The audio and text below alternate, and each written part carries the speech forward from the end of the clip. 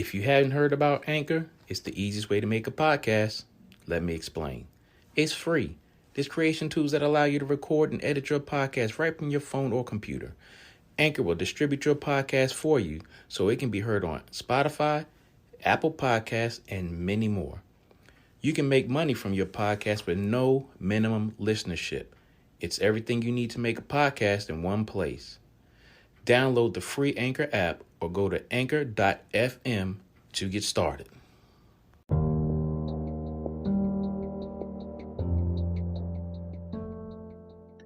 Great rise to everyone listening out there.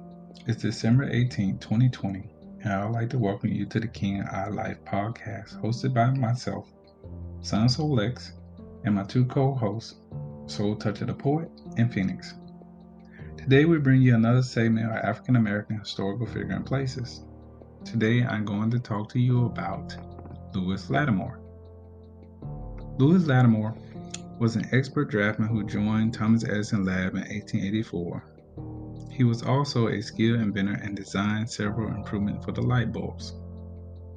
Lewis Howard Latimer was born in Chelsea, Massachusetts on September 4th, 1848, 6 years after his parents, George and Rebecca Latimer, had run away from slavery in Virginia.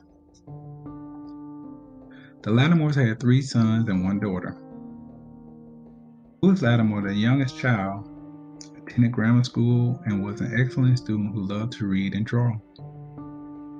Most of his time, though, was spent working with his father, which was typical of children in the 19th century.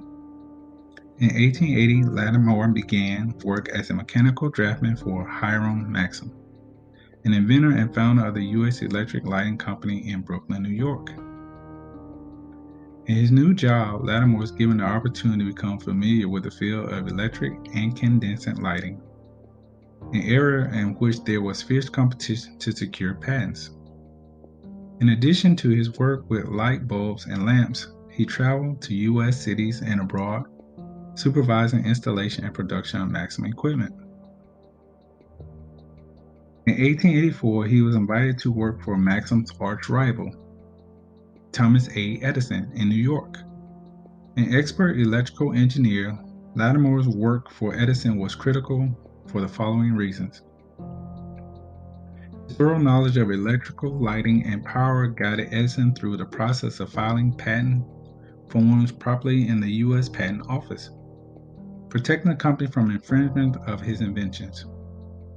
Latimer was also in charge of the company's library, collecting information from around the world, translating data in French and German to protect the company from European challenges. As Edison's patent investigator and expert witness in cases against persons trying to benefit from Edison's inventions without legal permission. Edison encouraged Latimer to write the book Incandescent Electric Lighting, a practical description of the Edison system.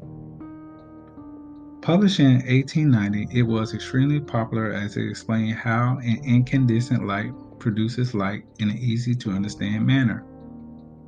On February 11, 1918, Latimer became one of the 28 character members of Edison's pioneers, the only African American in this prestigious, highly selective group. Latimer worked for a patent consultant firm until 1922, when failing eyesight caused an end to his career. His health began to fail following the death of his beloved wife Mary Wilson Latimer in 1924.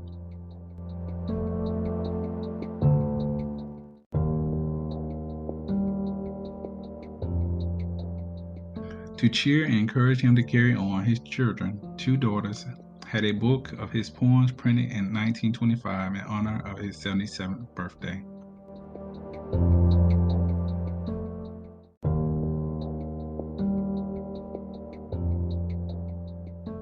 Active in the church, Latimer found time to teach mechanical engineering, drawing, and English to new immigrants at the Henry Street Settlement House. He had remained extremely patriotic, participating as an officer of the famed Civil War Veterans Organization, the Grand Army of the Republic, GAR. In addition, he supported the civil rights activities of his era. On December 11, 1928, Lewis Howard Latimer died. leaving a remarkable legacy. His name will be forever associated with two of the most revolutionary inventions of all times: the incandescent electric light bulb and the telephone.